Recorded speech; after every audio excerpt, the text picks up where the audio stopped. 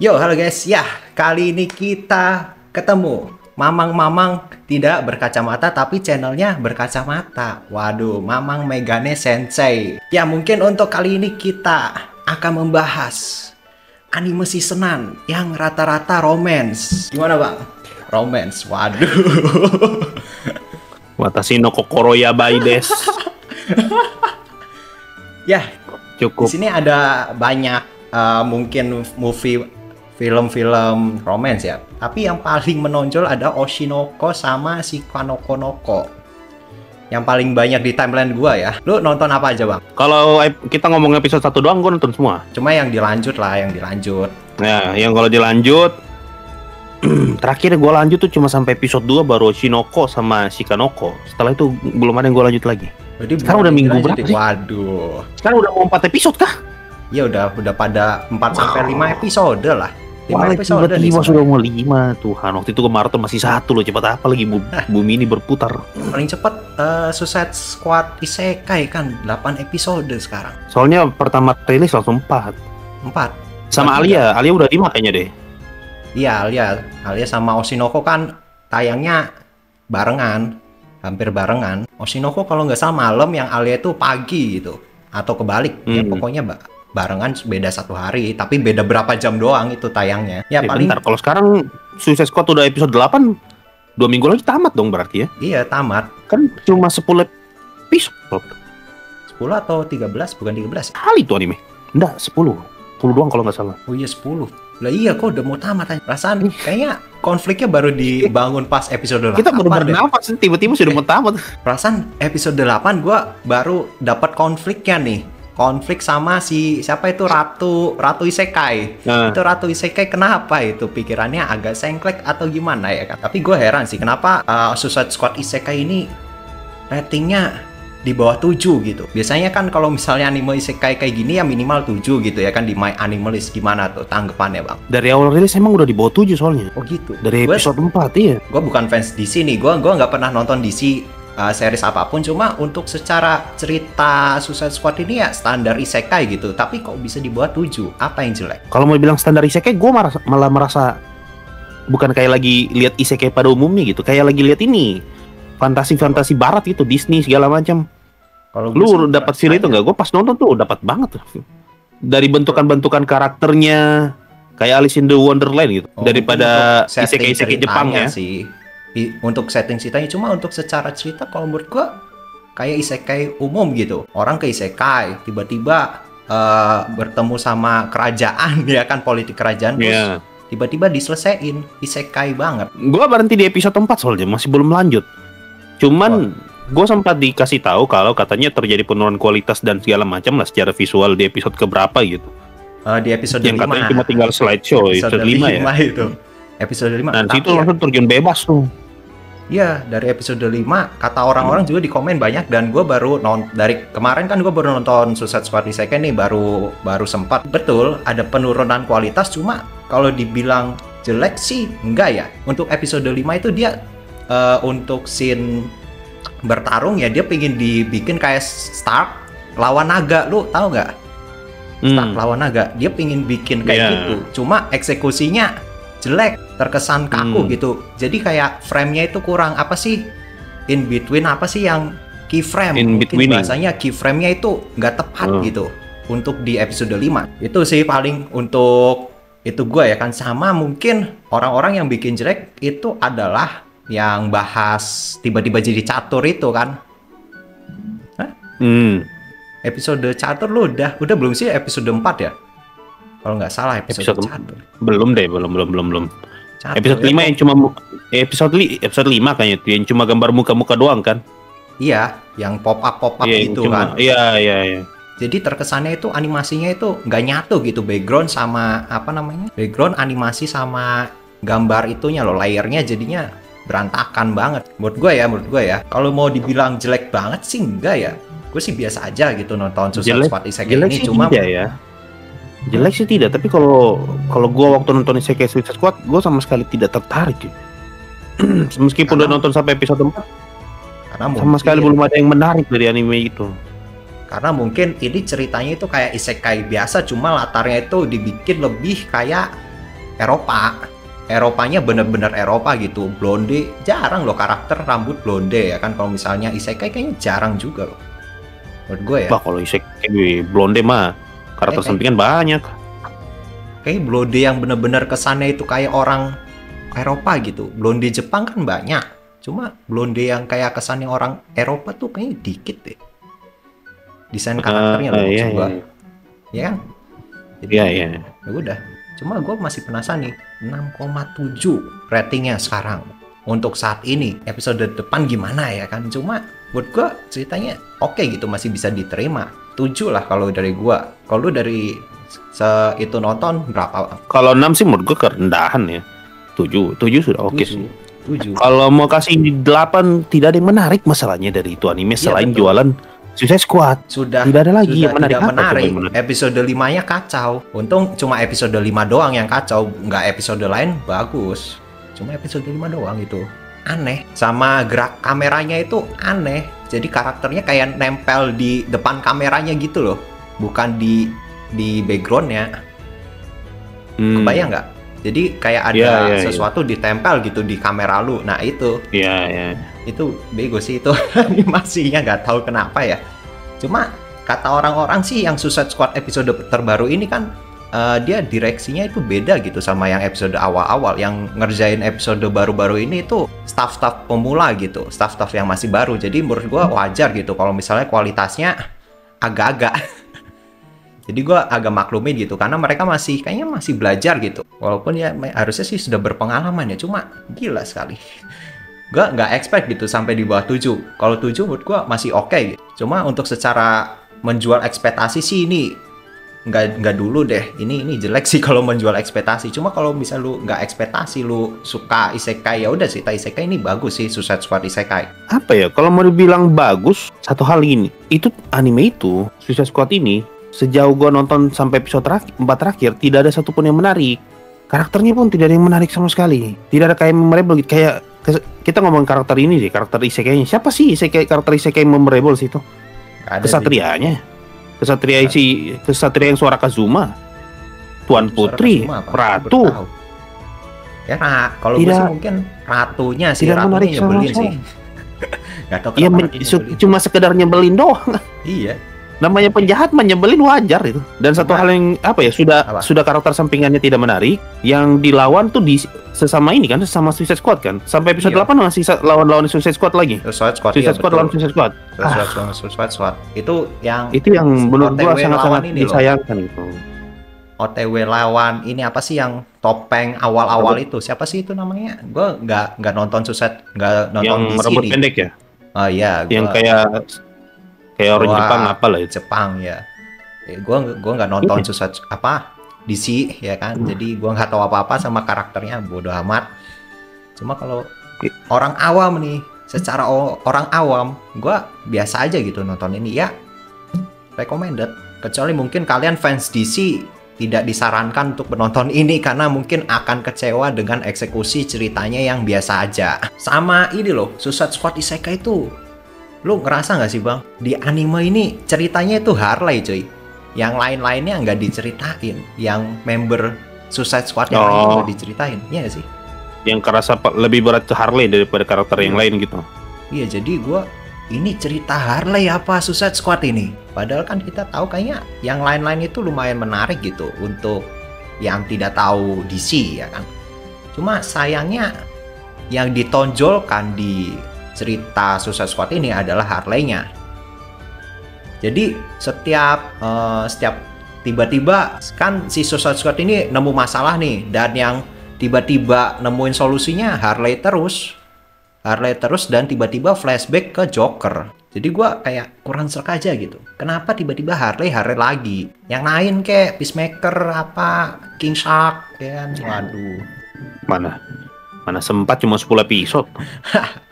Iya sih, cuma jangan Harley terus gitu loh yang difokuskan. Apa terus yang latar belakang si Putri itu loh, anak si Ratu, itu juga kayaknya nggak diceritain banget gitu. Cuma sebagai pemanis pun dia nggak nggak berkontribusi banget di ceritanya. Semoga aja lah, semoga jadinya bagus. Si Kanoko lu udah nonton sampai episode berapa? Bagi lu? Yang ketemu Ninja episode berapa sih? Oh, Ninja 2. Ninja 2, iya. 2, oh 2 berarti, gue belum lanjut, masih 2. Menurut lu, ini lucu nggak? Lucu sampai bikin ngakak enggak? Tapi lucu untuk sekedar bikin kita tersenyum dan bahagia, iya. Oh, berarti sama kayak Admin Yami juga bilangnya gitu, anjir.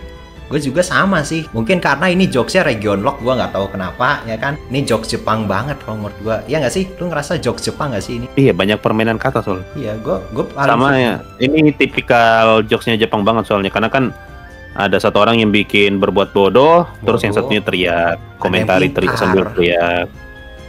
Tipikal komedi Jepang kayak Gintama aja gitu. Iya. Gintama kan juga suka begini. Kalau dibilang bagus sih, enggak ya. Mid aja gitu.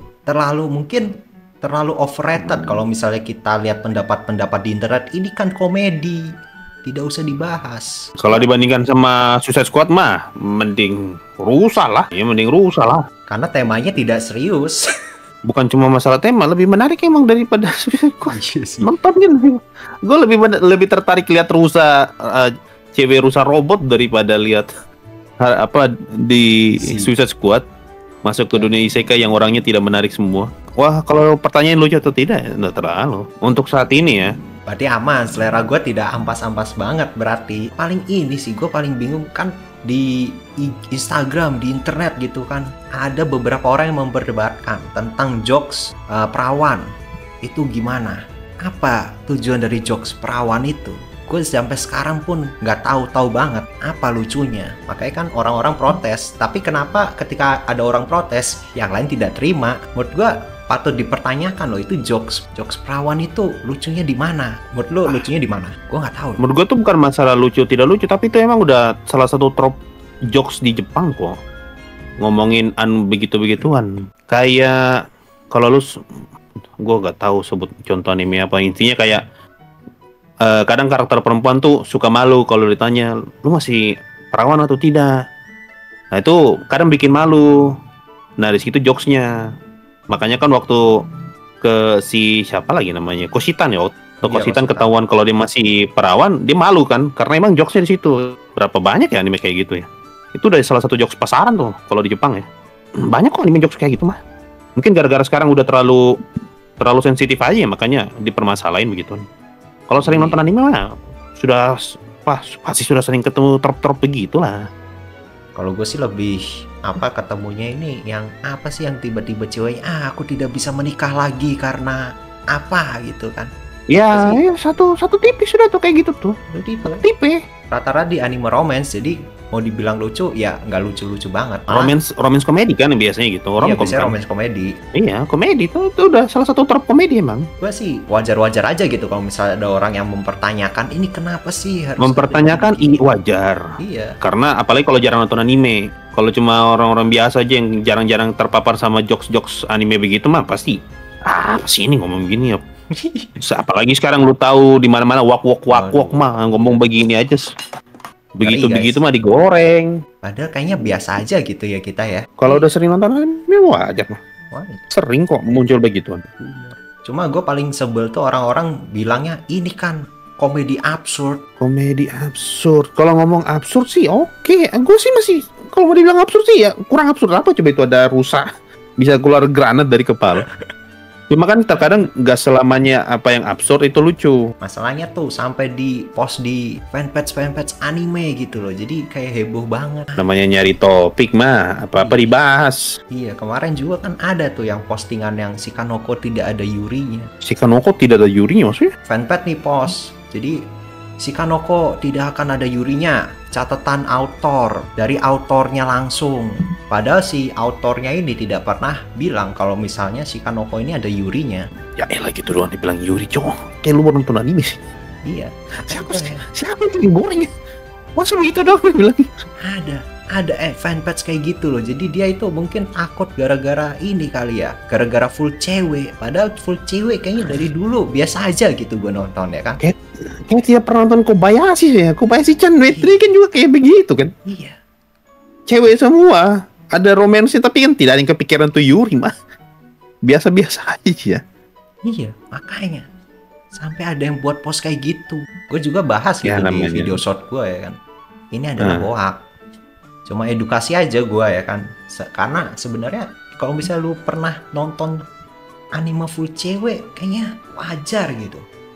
Kenapa? Udah biasa itu. Tidak baik ini ngegoreng-goreng fakta yang belum jelas ya kan. Adik-adik, jangan percaya apapun yang ada di internet. Kalau untuk rating berapa sih Kanoko? Gue sih 7 aja lah ya. Animasi cuma walaupun ceritanya ya udah mau dibilang lucu nggak lucu, tapi ya bikin senyum aja gitu. 7. Mid anjir, mid. Iya, gue 8. Gue mid sih. Gue suka anime beginian. Bukan, komedinya gue lebih suka tuh komedi. Grand Blue, komedi bugil anjing, apa itu tidak jelas. Gue tidak masalahin di soal komedinya, tapi gue seneng, emang gue seneng animenya aja gitu, makanya 8 lah. Anime fantasi dengan animasi terbaik, Historia. Maugun. Oh, Historia kan fantasi. Loh bener kan? Oh iya. Bayangkan, kita tidak ekspektasi kayak Dainano OG gitu. Dainano OG kan kita ekspektasi animasinya kayak gimana sih? Hah? Gak sebagus itu kan. Tiba-tiba di trailer kok animasinya bagus. Kalau lu tanya gue pertama kali nonton, tentu yang paling menarik perhatian tentu saja animasinya mulus banget. Dan waktu gue nonton pas siapa nih namanya itu MC-nya ya, waktu lawan monster, wah itu mah Danmachi banget tuh. Itu Danmachi banget. Kalau lu pernah nonton Danmachi season 1, cara dia ngelawan si Minotaur tuh caranya bel banget waktu ngelawan Minotaur. Kan ketiplak. Autornya sama. Ya kan autornya sama kalau nggak salah. Iya, katanya sih gitu. Cuma ya itu sih, kalau ditanya pendapat gua, sebatas animasi bagus aja sih. Iya. Sisanya apa yang mau dikomentari, Pak? Ceritanya mah soal tipikal shonen nih. Ada teman masa kecil, janji, terus teman satunya lagi sudah sukses. Yang satunya nyungsep anjir, kasihan. Padahal ini OP, cuma pingin sihir. Ini salah sekolah anjing. Kalau misalnya dia sekolah bener, tidak salah jurusan, OP ini orang anjing. Ya gue sih kalau misalnya mau ditanya ya, pertama kali lihat trailer, ini beneran visualnya kayak gini, ini beneran animasinya kayak gini, ini animasi macam apa ini? Kayaknya jarang gitu untuk sekelas anime fantasi yang animasinya seperti ini. Jadi gue kayak heran aja gitu, waduh, apakah ini adalah hidden gem? Kayaknya jarang loh yang animasi semulus ini, iya nggak sih? Kayak paling mulus. Kalau season ini gue berani bilang paling mulus ya. Kalau musim ini paling mulus. Ini kalau untuk cuci mata ini bagus ini anime. Walaupun sekali lagi ceritanya mid gitu ya kan. Nggak ada yang spesial banget. Dari kemarin kayaknya yang Dainana OG juga kan disupport sama Bandai Namco. Ini juga Bandai Namco juga. Waduh. Untuk skor berapa? Historia 8. Murni karena visual doang. Sama sih gue 8 gara-gara visual sama ya udah gitu. Asik aja ceritanya kalau kata gue ya, walaupun mungkin mid, cuma gue asik aja gitu. Soalnya kalau Historia rating 7, anime yang rating 7 semua harus turun ke bawah, harus ke 6. Soalnya visualnya bagus banget. Sekali lagi, ceritanya mid guys. Jadi kalau lu berharap tinggi kepada ceritanya, nggak dulu. Cuma kalau untuk visual menurut gua bagus sih ini. Mirip-mirip kayak Kimetsu no Yaiba lah. Oh iya, lu nonton Kimetsu no Yaiba yang baru nggak? Wah belum pengen nonton tapi belum sempat juga. Mau spoiler nggak Bang? Apa yang Muzan jalan 3 menit? Enggak. Ceritanya, untuk menonton Kimetsu no Yaiba yang episode terbaru, lu hanya butuh episode 1 dan episode terakhir. Kenapa? Karena episode tengahnya itu tidak penting. Jujur aja, ya? Hashiranya mau di flashback jelek flashbacknya. Mau gimana pun itu jelek sih untuk ceritanya kalau menurut gua ya. Untuk episode 1 dan episode terakhir itu menyentuh hati, Pak. Episode 2 sampai episode 7 ya kan, karena ini 8 episode. Itu menurut gua nggak penting sih buat ditonton. Karena ya itu nggak ada cerita yang berbobot gitu. Apalagi di episode 3 kita tahu sendiri kalau itu filler. Bayangkan anime seperti ini aja ditambahin filler. Sudah, padahal ya kalau misalnya kita bedah episode 1 40 menit, episode terakhir 40 menit juga. Itu bisa jadi 2 episode atau mungkin jadi 1 episode tambahan. Tapi studionya malah membuat 1 episode filler yang kayaknya nggak penting-penting banget. Isi dari Kimetsu no Yaiba yang baru itu apa? Keluh kesah menjaga pemburu iblisnya. Jadi kan latihan ya kan. Jadi tuh karakternya ngeluh terus kayak gini. Wah, aku tidak bisa menyaingi Hashira. Anda ini kan prajurit. Masa tidak ada semangat juangnya? Komplain itu doang. Jadi kalau menurut gua, lu kalau mau nonton episode 1 episode terakhir, atau mungkin episode 1 episode 7 sama episode terakhir, udah 3 episode itu udah cukup. Karena nggak penting-penting banget. Kalau mau flashbacknya pun ya udah gitu. Apa yang seru dari flashback ini? Itu mungkin kalian juga yang mau nonton Kimetsu no Yaiba Hashira Training Arc, mending nunggu pertarungan Mujan aja. Lagian juga spoilernya udah banyak kok di internet. Gue sih rata-rata season ini nonton romance ya. Gue isekai cuma kayaknya ya cuma si Suicide Squad doang. Isekai musim ini emang gak ada yang menarik kok. Nggak perlu ditonton juga, nggak masalah. Satupun tidak ada yang menarik.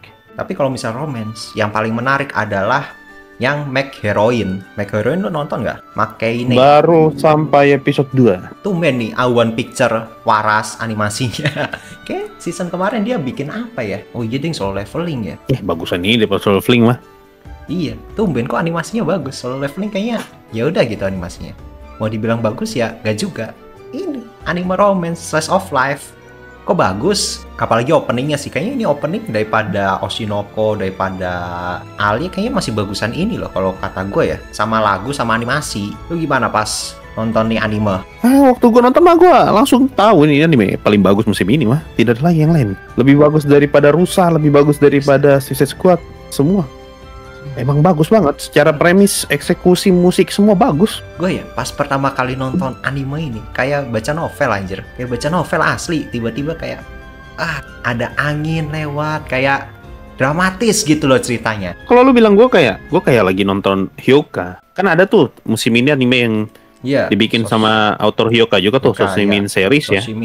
Malah kalau mau dibilang lebih kerasa Hyoka Make ini daripada Soshimin series. Vibe-nya ya. Cuma ini romance komedi lah. Dan ini lebih menarik. Anime ini mungkin ada sudut pandang kalian-kalian yang sering dijadiin temen curhat. Kan ada tuh orang-orang yang biasanya cuma jadi temen curhat. Nah ini animenya. Harusnya Anda relate dengan anime ini. Tidak mungkin relate lah. Kan harem juga ujung-ujungnya. Ya kali orang yang sering jadi teman curhat punya harem. Kayak cuma sebatas temen ngobrol loh kalau misalnya dari awal-awal ya. Gue yakin ujung-ujungnya harem. Ini adalah salah satu-satunya anime musim ini yang gue rating 9. Absolute Cinema.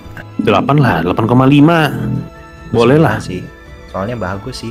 Gue suka sama style ininya, animenya. Dan spesial katanya di episode 3 itu animatornya dibebaskan untuk mengkreasikan animasinya. Jadi mungkin untuk kalian yang ngerasa episode 3 itu animasinya tidak konsisten, kok yang ini desain karakternya agak kayak gini, yang ini kok matanya kayak gini. Nah itu ulah dari animatornya yang terlalu bebas ya kan. Jadi ya mohon maklum lah ya untuk animasinya. Cuma apakah jelek untuk ketidakkonsistenannya? Ya bagus karena ini dibikin dari hati cuy. Harem tapi satu orang. Konsep yang cukup menarik untuk season ini. Gigi harem ya. Anime gue cukup nonton satu episode, tidak mau lanjut. Ini kalau kalian yang ingin fan service telinga, ini bagus ini anime. Ini ceritanya episode 1 kan langsung time skip tuh. Tiba-tiba kayak ke pertengahan ceritanya dimulai dari situ. Yang perkenalan premis awal itu tidak usah dihiraukan, anggap aja tidak ada. Kan nih anime kayak pacing cepat, cuma tidak secepat itu. Kemungkinan satu season tamat. Udah tamat juga kan, manganya udah tamat belum sih? Gue nggak tahu ya. Pendek katanya. Makanya di awal kan langsung time skip. Soalnya cepet banget ini. 2 episode awal tuh waktunya cepat sekali, tiba-tiba loh kok udah festival sekolah. Itu bagus banget loh aktingnya. Seiyunya dari Yor Forge ya kan, Mama Yor. Ya walaupun mungkin gue agak kurang seraknya itu adalah desain karakternya ya. Cowoknya nggak bagus-bagus amat desain karakternya. Ceweknya itu lu ngerasa nggak sih pas nonton anime itu karakter ceweknya rambutnya itu kayak kempes gitu. Gue nggak perhatiin. Gue ngerasain dari samping tuh loh. Ini kok perasaan tiba-tiba kepalanya itu kayak penyok gitu. Kalau untuk cerita ya udah gitu. Tahu nggak sih cerita yang kayak kepingan dari cerita Slice of Life? Nah ini vibe-nya kayak gitu. Event aja, terjadi event. Kayak Takagi gitu ya. Iya. Takagi kan gitu juga. Nah ini mirip. Jadi mungkin kalian yang suka Takagi akan suka anime ini. Kalau mau dibilang romansnya serius, romansnya nggak serius-serius banget. Soalnya yang GR cuma ceweknya doang, yang cowoknya kayaknya nggak terlalu GR banget gitu, biasa aja. Jadi ya udah. Gitu. Kalau gue sih mungkin 7,5 kali ya untuk rating Gigi Harem ini. Nanggung gitu romansnya. Ya, gue kasih 7 aja lah. Gue cukup nonton 1 episode, tidak mau lanjut sih mah. Capek nonton, capek hati nonton anime begini, aduh. Mending saya nonton Isekai busuk lah. Sebenci itukah Anda dengan romance? Padahal genre favorit loh. Favorit. Saya capek nonton horror romance. Favorit. Anime harem cosplay. Episode 1 cukup, tidak usah lanjut. Tapi serius sih, ini anime menurut gua ceritanya pasti ampas. Cuma untuk fan service-nya itu loh, kayaknya bagus anjing. Gue belum nonton, cuma gue untuk klik-klik. Ini memang anime fan service ini. Anime ada paha ini mah. Jadi Anda kalau misalnya protes, ini kenapa animenya isi titi sama itu, gak usah protes. Ini animenya sudah setelan pabrik, dan sampai kayak anime Mushoku Tensei yang sudah setelan pabrik kayak gitu, lu protes, nggak boleh itu. Ya memang ceritanya kayak gitu. Ya gue sih belum nonton ya. Cuma kalau dari klip-klip di internet ini kok, cuma kenapa animasinya bagus gitu? Kenapa gambar itunya sangat HD sekali? Harus bagus lah, yang dijual kan begituan. Iya. Begituan kalau tidak bagus mah siapa yang suka? Nyari fan service 24 episode, isinya fan service semua. 24. Ini anime 24.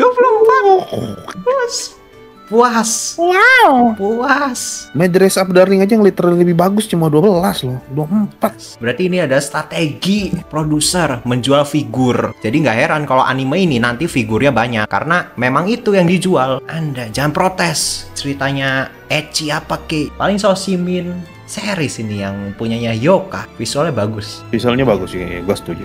Sama ini kalau mau dibilang Hyoka pun nggak mirip-mirip banget gitu ceritanya sama Hyoka. Soalnya ini kayak, lu ngerasa nggak sih ini beda sama Hyoka ceritanya? Walaupun premisnya sama, misteri, tapi cara penceritaannya, penyampaian anime ini tuh beda. Menurut gue Hyoka masih lebih jelas lah daripada Soshimin. Gue nonton episode 1 buat gue tuh agak random gitu. Tiba-tiba dari ini ke kejadian ini. Jadi apakah bagus untuk semua orang? Nggak juga.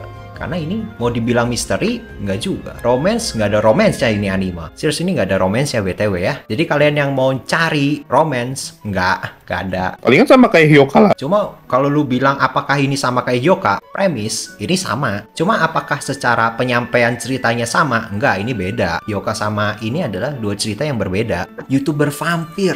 Mayoina ke Punch. Gue baru nonton episode 1 sih. Gue udah 4 episode sih. Cuma secara cerita ya bagus loh perkembangan cerita karakternya. Gue nonton episode 1-nya sih emang menarik. Salah satu yang paling menarik perhatian. Mungkin nih ceritanya itu akan lebih menyindir YouTuber kali ya. Karena ini kan premisnya YouTuber gitu. Jadi ini fokusnya adalah mungkin masalah-masalah yang dihadapi YouTuber. Kayak challenge aneh-aneh. Pokoknya dia melakukan apa aja demi konten. Kalau konten-konten viral di internet sekarang lah. Cerita mana yang lu ada vampir makan bawang? Challenge makan bawang. Gue baru nonton episode 1. Dan ya ini jadi salah satu anime yang paling menarik buat gue tonton waktu episode 1-nya. Premisnya tuh menarik banget. Kerasa banget kayak lagi pengen nyindir.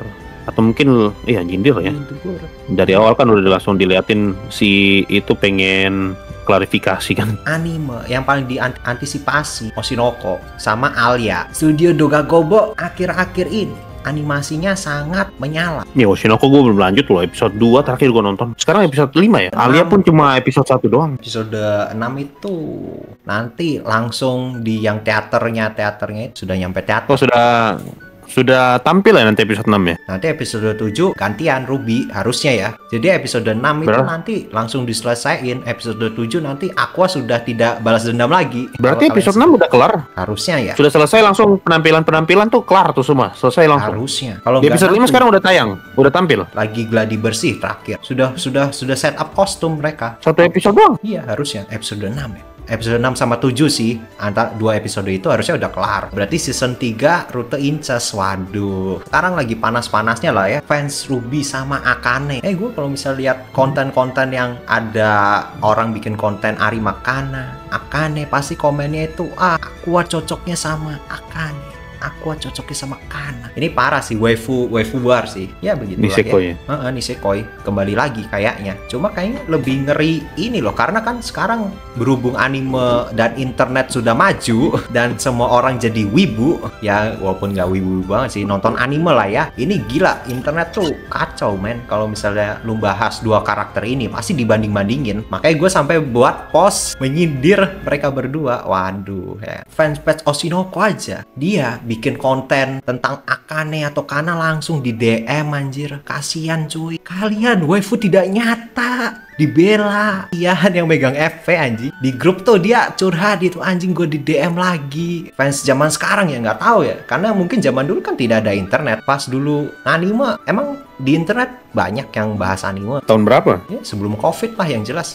Kan Sebelum COVID mah selalu ada forumnya. Zaman-zaman kasus segala macam kan pasti ada tempatnya untuk membahas. Maksud gua apakah dia itu kayak nyerang? Maksudnya kalau di dalam fandomnya sih aman ya. Maksudnya sampai ke orang bikin konten iseng aja gitu, dikomenin, wah ini kamu tidak dukung Akane ya? Tidak tahu kalau itu ya, gua tidak ngikutin drama-drama begituan soalnya. Gua nggak ngikutin drama, cuma kan kayak ada konten lewat tiba-tiba isi komennya, wah ini Akane. Jadinya kayak gimana gitu. Untuk Oshinoko season 2 ini adalah season yang menurut gue adalah salah satu paling hancur guys.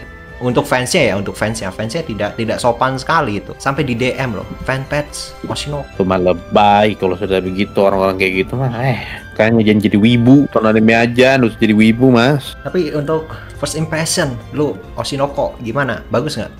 Kalau gue sih bagus ya, sesuai ekspektasi. Kalau ngomong episode pertama, nggak begitu menarik sih. Soalnya gue bandingin sama episode pertama season 1 soalnya. Tapi masuk episode 2, ceritanya jadi sangat menarik. Cuma masuk episode 2. Sebagai pembaca manga, ini ceritanya sangat sesuai sekali woy. Paling gue kurang serak lu episode 1, tiba-tiba ada scene PPT anjir. Oh, yang mana ya? Yang di awal? Pas Abiko Sensei datang itu ngelihat gladi bersih, layarnya hitam, terus gambarnya dari kanan muncul tuh satu-satu. Lagi latihan Aqua, Akane, Kana, yang lain-lain. Menurut gue jelek sih itu. Mau gimana pun itu jelek. Ya walaupun cuma 5 detik ya, mohon maaf kalian kalau protes. Menit awal sudah kita dipamerkan dengan visual animasi yang mewah, tiba-tiba untuk yang terakhir PPT. Menurut gue ya, daripada dibuat PPT, sebenarnya mungkin nggak masalah dibuat PPT, cuma backgroundnya jangan hitam gitu loh. Kan biasanya kalau misalnya adegan yang kolase atau PPT gitu kan masih ada background di belakangnya kan, nggak full hitam. Yang tempat latihannya di blur itu menurut gue nggak masalah. Paling komplain gue ya untuk Oshinoko ini, walaupun cuma episode 1 sih, jadi nggak penting-penting banget. Intinya mak, episode 1 gue waktu nonton episode 1 emang menurut gue episode 1 masih belum menarik sih. Episode 2 baru menarik. Di episode 2 gue sangat-sangat tertarik untuk lanjut. Cuman sampai saat ini gue masih belum lanjut. Mungkin kalau udah kelar bagian yang penampilan tuh udah baru gue nonton deh. Gue sangat penasaran bakal kayak gimana nanti scene mereka tampil tuh. Backgroundnya, lu sadar gak sih backgroundnya itu dianimasiin karakternya? Biasanya kan background udah polos gitu, nggak ada. Kalau misalnya ada orangnya ya udah gitu, biarin. Itu salah satu detail yang bagus sih di Oshinoko. Kayak jarang gitu animasi yang backgroundnya itu jalan, dianimasiin juga. Sama mungkin desain karakter dari Abiko Sensei ya. Kalau di manga kayaknya biasa aja, cuma kalau udah jadi anime sudah diwarnain, matanya didetailin lagi, itu bagus anjir. Abiko Sensei itu bisa jadi waifu, salah satu waifu lah. Mereka itu kan semuanya karakter sampingan, cuma untuk di anime Oshinoko walaupun karakter sampingan, mereka masih diperhatikan gitu untuk detail-detail kecilnya. Jadi ini adalah salah satu nilai plus di Oshinoko. Jadi apakah dibilang anime ini overrated? Ya tidak juga. Ini sudah pantas untuk mendapatkan nilai di atas 8. Berapa ratingnya Oshinoko? 8,4 sih. Gak overrated tuh mah, masih wajar mah. Iya wajar. Kalau untuk kualitas seperti ini ya, mungkin untuk cerita kalian mungkin kurang serak atau gimana, cuma kan cerita itu selera. Cuma untuk animasi kita harusnya punya mata guys. Kan yang bilang animasi Oshinoko jelek, itu mata kalian rusak. Apa untuk animasi? Ya Oshinoko cerita animasi desain karakter. Kalau desain karakter mah dari season 1 udah kelihatan, udah pasti bagus mah. Kalau Oshinoko soal desain karakter tidak mungkin tidak. Kalau soal cerita kayak gue bilang tadi, episode 1 belum menarik, episode 2 baru mulai sangat menarik. Harus nonton sih episode 3, bagian terakhir itu gue paling suka sih, paling bagus lah untuk season ini. Ada Alia, saudaranya Oshinoko. Gue cukup episode 1, saya sudah capek nonton anime begitu-begituan. Ya kalau episode 1 kesannya gimana? Jualan waifu doang. Betul sekali. Apakah ceritanya bagus? Nggak juga anjir. Biasa aja. Episode 1 sudah dikasih tahu nggak sih adiknya lu? Episode 2 baru ketahuan. Adalah ini sebenarnya ada cerita incest guys. Bisa nyerempet incest loh kalau lu. Soalnya Yuki sama Kuze. Kan Yuki ini cinta kakak guys. Bahasanya apa sih kalau cinta kakak? Brokon. Jadi apakah bisa incest? Ya tergantung autornya. Tapi harusnya Alia yang menang kan. Nggak mungkin karakter utama kalah. Untuk animasi nggak bagus-bagus amat sih kalau dibanding Oshinoko ya. Cuma untuk secara standar Dokakobo ini bagus. Jadi gua rating 7 aja lah. Ceritanya nggak ada yang menarik. Kecuali lu waifunya Alia. Untuk episode 5 ya, itu episode fan service anjir. Mau ditonton nggak ditonton kayaknya nggak ngaruh-ngaruh banget. Nah, episode pantai. Olahraga. Padahal episode 1 sudah parah sekali itu. Tiba-tiba ngeliatin kancut ya kan. Jarang kan anime romance ngeliatin kayak gitu biasanya. Jadi menurut gua untuk rating 8 untuk anime ini lumayan bisa dibilang overrated. Cuma kan overratednya orang-orang kan beda ya. Kalau lu berapa? 7,5 boleh lah. 8 menurut gue sih masih make sense, terutama karena emang enak dilihat aja itu anime. Kalau di bawah 8 gue masih oke lah, di bawah 8. 7,8, 7,9 gitu masih masuk akal. Dan jeleknya anime ini adalah orang-orang tuh ngelihat dengerin Alia ngoceh Rusia apa nggak risih anjing, tiba-tiba nggak ada angin, nggak ada hujan, tiba-tiba dia bahasa Rusia. Episode 1 kayaknya dari episode 1 deh, tiba-tiba dia ngomong Rusia. Iya, dari episode 1 udah ngomong bahasa Rusia. Kayak aneh aja gitu loh. Bisa-bisanya orang-orang di sekitarnya itu tidak aneh sama Alia, walaupun itu katanya wah kebiasaan ya. Mau dari segi apapun ini aneh. Lu tidak nonton Lockback karena tidak ada yang nayangin, itu parah sih. Padahal Lockback ini salah satu anime masterpiece guys. Tadi kalau lu nonton gue mau sekalian bahas juga Lockback. Mau bahas gak bang? Bahasanya enggak apa-apa. Animenya tentang apa emangnya? Gue penasaran juga soalnya katanya banyak review yang bilang bagus soalnya. Secara sederhananya ini adalah perjalanan hidup Fujimoto sih. Perjalanan hidup dari penulis Chainsaw Man. Cara sederhananya sih seperti itu. Berarti psikopat orangnya. Waduh, enggak dong. Karakternya itu sangat friendly sekali, walaupun sikapnya kayak gitu. Gue cuma liat trailer pas dia balik terus logo Lockback. Bagus itu kan? Apa yang bikin dia bagus sebenarnya? Kalau secara animasi ini adalah salah satu animasi yang lumayan unik karena ini adalah anime yang tidak memakai CGI sama sekali. Untuk backgroundnya, movement kameranya, semuanya gambar tangan. Jadi kalau misalnya ada yang bilang ini adalah adegan CGI, itu kayaknya tidak masuk karena katanya orang-orang itu gambar tangan. Jadi kalian kalau pecinta Sakuga, anime yang benar-benar animasi tangan, itu nonton bagus. Baru nonton apa aja, Chainsaw Man doang ya? Tidak sama sekali gue ikutin. Gue tidak suka Chainsaw Man. Nonton animenya deh. Malas. Saya tidak suka Chainsaw Man. Saya haters Chainsaw Man. Tidak. Kalau sudah pernah nonton Chainsaw Man, ini bener-bener karakternya, sikap karakternya kayak Chainsaw Man. Jadi bener-bener ciri khas banget gitu untuk tulisannya si beliau ini. Berarti ada scene makan daging? Nggak ada kayak gitu, nggak se-dark itu. Cuma apakah anime ini dark? Ya ada juga jokes yang kurang ajar, jokesnya doang ya, bukan adegan apa-apa banget. Ini salah satu dark joke dan salah satu spoiler. Kenapa ini? Kan siapa ini? Karakter si MC kita ini namanya kan Fujino, seorang mangaka, katanya diterbitin di majalah sekolah karena dia SD kan. Ini ceritanya dari SD nih. Terus tiba-tiba ada satu karakter namanya Kiyomoto. Jadi si Kiyomoto ini adalah karakter yang hikikomori lah. Dia itu nggak ke sekolah. Pada suatu hari si Fujino ini diminta oleh gurunya untuk menyisakan ruangan manga gitu. Jadi si Kiyomoto ini pingin buat manga juga nih. Dan pas diterbitin majalah sekolah ini, ternyata si manga buatan Kiyomoto ini lebih bagus kualitas gambarnya. Gambarnya ya, bukan ceritanya. Gambarnya daripada Fujino. Jadi si Kiyomoto ini, dia punya bakat menjadi background artist. Karena backgroundnya bagus sekali. Cuma untuk cerita enggak sih, masih bagusan punyanya Fujino. Akhirnya si Fujino ini kesal. Dia belajar tuh gambar sampai mampus. Dia tidak peduli lagi dengan teman-temannya, keluarganya, kehidupannya. Dan sampai di suatu titik dia itu kayak gua gambar gini-gini aja nih. Udah kalah lah gua sama Kiyomoto. Udah nggak dipuji lagi gua kayak dulu. Akhirnya dia berhenti gambar. Akhirnya lulus. Dan ketika lulus, si gurunya ini suruh si Fujino ini nganterin ijazah ke Kiyomoto. Akhirnya dia ke rumah tuh. Karena si Kiyomoto ini hikikomori, kita tahu lah ya, hikikomori takut ketemu orang apa dan segala macam. Pas si Fujino ini masuk ke dalam rumahnya kebetulan sepi dan tidak dikunci. Hebat sekali ya kan orang Jepang, bayangkan rumah tidak dikunci. Akhirnya Fujino ini masuk, dia lihat nih kayak ada tumpukan buku gambar gitu ke depan kamarnya, kamar si Kiyomoto. Kiyomoto kan kamarnya di lantai pertama gitu. Dan di depan kamarnya itu ada kayak tumpukan buku-buku gitu. Akhirnya pas dia ngecek ke dalam itu kan dia sambil mau nyerahin, dia itu nemu kayak kertas yang buat gambar manga 4 panel gitu loh. Apa sih bahasanya kalau di Jepang kan ada tuh yang sudah satu paketan kertas buat gambar manga. Nah, akhirnya digambar. Dan gambar ini adalah si gambar yang gua kirim di Instagram ini adalah gambarnya si dia. Si siapa? Fujino yang gambar ini. Jangan keluar. Ayo keluar. Jadi nih, terus Kiyomoto mati. Dan tiba-tiba pas dia gambar ini, nggak tahu kenapa tangannya kesleo. Tiba-tiba gambarnya jatuh, lepas dari tangannya dan ke kamarnya si Kiyomoto. Dan Kiyomoto setelah itunya jatuh, masuk ke kamarnya Kiyomoto, kan Kiyomoto kayak mungkin ngelihat gitu, wah apa nih kertas, dan ternyata dia mengenal cerita itu, wah ini apakah ini Fujino Sensei? Akhirnya dia keluar nih, Kyomoto memberanikan diri, tiba-tiba lari. Kan di trailernya itu kayak ada adegan lari. Nah ini si Kyomoto ini lari dan nyamperin si Fujino Sensei. Karena si Kyomoto ini ternyata adalah fans dari Fujino. Akhirnya dia ketemu fansnya, wah ternyata Kyomoto ada fans gua. Akhirnya selama ini pekerjaan gua ada yang senang gitu. Kan tadinya kan teman sekelasnya itu udah nggak peduli lagi gitu sama Fujino. Dan akhirnya karena motivasi itu, si Fujino ini kan senang. Beliau ini langsung gambar manga lagi. Dan akhirnya mereka berdua jadi partner.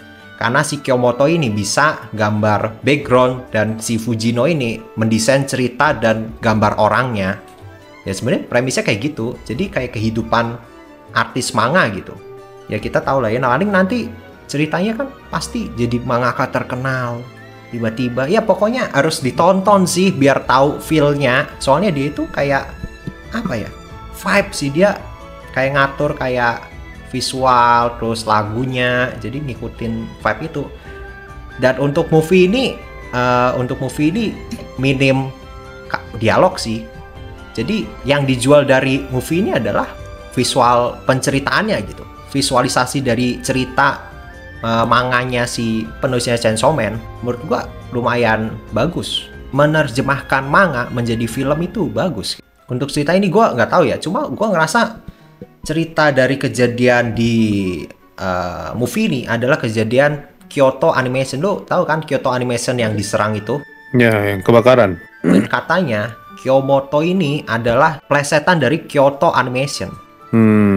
Ya jadi gitulah ya ceritanya, lu udah dapat gambaran kan kejadiannya kayak gimana. Kyoto Animation ini karakter Kyomoto, studio durian, harus dilestarikan studio-studio kayak gini. Makanya guys, kalau lu pingin animasi bagus, nonton legal. BGM-nya sih bagus sih untuk movie ini ya. Jadi menurut gua rugi gitu kalau misalnya nggak nonton di bioskop. BGM-nya sangat layak sekali untuk nonton di bioskop. Tapi ada satu scene yang menurut gua agak gua kesel sih di anime movie ini. Seandainya tidak ada scene itu, gua bakal kasih 10.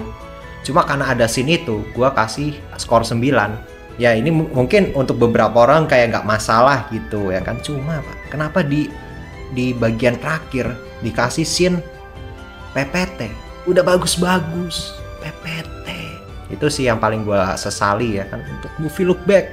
Seandainya itu animasi, apa PPT-nya dianimasikan, itu gue kasih 10. Dan itu pun lama nampil. Jadi lu tahu screenshotan scene kan? Screenshotan scene lu taruh di paling belakang. Dan itu mau tau nggak?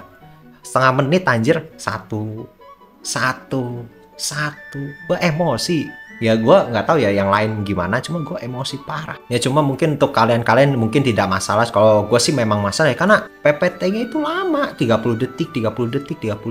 Jadi kayak ngabisin durasi aja, yang kayaknya nggak perlu sebanyak itu deh. 30 detik lo bisa jadi animasi cerita baru loh kalau di anime Look Back ini. Karena untuk secara pacing, anime ini cepat banget loh build up ceritanya. Jadi bener-bener di push gitu.